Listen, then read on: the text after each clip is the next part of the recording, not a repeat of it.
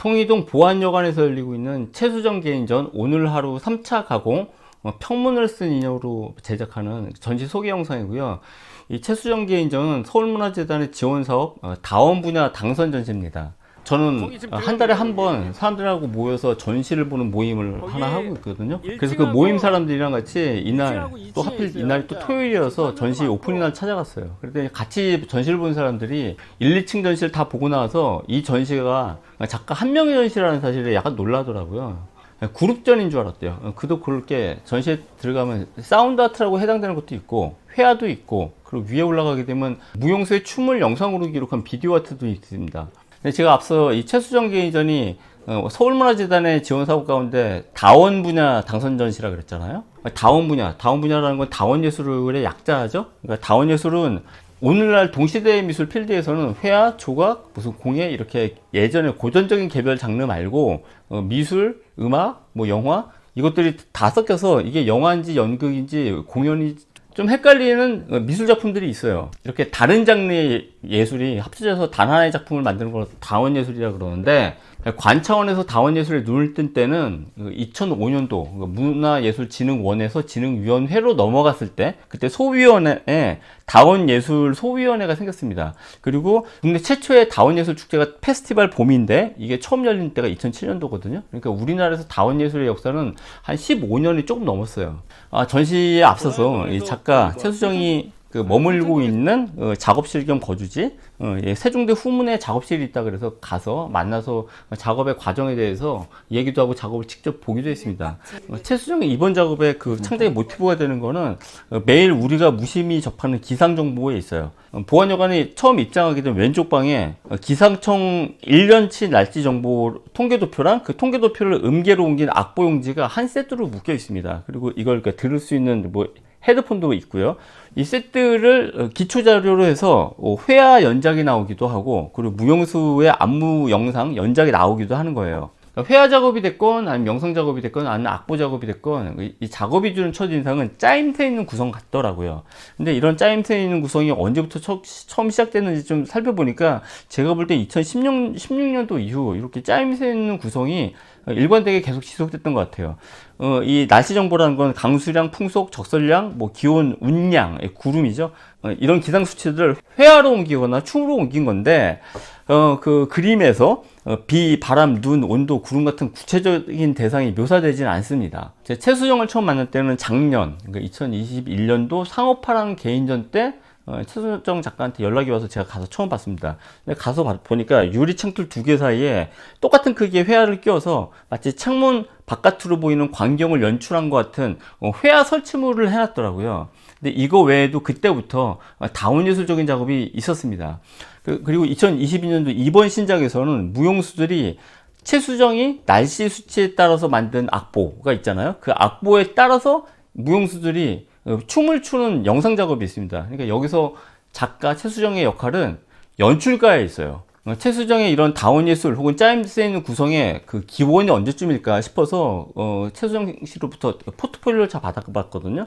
그래서 포트폴리오를 받아서 거슬러 올라가 보니까 2016년도에 왓포라는 설치 작업이 있습니다. 이 설치 작업은 설치 작업을 회화 거는 방식으로 벽에다 부착한 작업이거든요. 이것도 약간 다원예술적이죠. 그래서 작품 재료가 뭐냐면 주변에서 널리 누구도 눈여겨보지 않는 일상 포장 박스예요. 근데 포장 박스를 피게 되면 십자가 형태가 되지 않습니까? 이 십자가 형태가 되는 거에 착안을 해서 짜임새 있게 구성한 평면과 입체가 혼재하는 초기작입니다. 그러니까 이것도 무심히 우리가 지나치는 반복된 일상들, 그러니까 포장 박스 우리가 많이 보잖아요. 근데 여기서부터 자기 스타일을 발견한 경우라고 할 수 있죠. 그러니까 이것과 마찬가지로 각종 날씨 수치, 이것도 우리가 무심히 스치는 일상 체험인데 여기서부터 청각, 사운드 작업, 시각, 회화 작업, 시청각, 무용수의 춤 작업, 이런 식으로 다원예술적으로 재현을 했다는 거죠. 그래서 왓포 같은 경우 전국에서 우리가 무심히 분리수거하는 포장지로부터 작품 제작을 만든 것처럼 최수정의 작품 제작 공식은 일상에서 발견되는 어떠한 일정한 패턴들, 이걸 이제 함수라고 말을 할 수 있는데, 이런 함수 관계로부터 주관적인 해석을 찾아내기, 이게 최수정의 작품 제작 공식이더라고요. 그래서 이런 걸 알고리즘이라고 하지 않습니까? 근데 알고리즘이 보통은 수학이나 컴퓨터공학 분야에서 문제를 해결하는 절차나 어떤 공식을 뜻하는 용어지만 솔직히 현대인들이 문제를 해결할 때 쓰는 여러 가지 방식도 알고리즘이라는 용어를 쓰잖아요. 그러니까 알고리즘이 이제 거의 생활 용어가 됐는데 최수정의 경우는 예술을 제작하는 어떤 기계적인 하나의 방식으로 알고리즘을 채택한 경우라고 할 수 있죠. 앞서 최수정 작가가 일상의 패턴, 알고리즘을 주관적으로 해석한다는 말을 한 적이 있어요. 어떤 걸 주관적으로 해석하냐면 회화를 보게 되면 강수량은 에메랄드 그린으로, 풍속은 내추럴 그레이로, 적설량은 후커스 그린 딥, 그리고 기호는 피롤레드, 운양은 코발트 블루로 채택을 했대요. 근데 이거에 대한 어떤 객관적인 기준이 있냐면 그게 없어요. 작가가 그냥 선택을 한 거래요. 최수정 작업의 성격은 첫째, 짜임새 있는 구성, 그리고 두 번째, 일상 체험에서 각별한 순간을 발견하기, 세 번째는 한쪽 값에 따라서 다른 쪽 값이 결정되는 이런 알고리즘으로 작품 제작하기, 그 네 번째는 상반되거나 이질적인 것을 하나로 묶어서 제시하기. 요 네 가지 같더라고요. 그 최수정 작가가 알고리즘이라는 객관적 수치를 주관적으로 해석해서 작품을 낸다고 말했지 않습니까? 날씨에 대해서 배당하는 색채를 자기가 마음대로 정했다 그랬잖아요.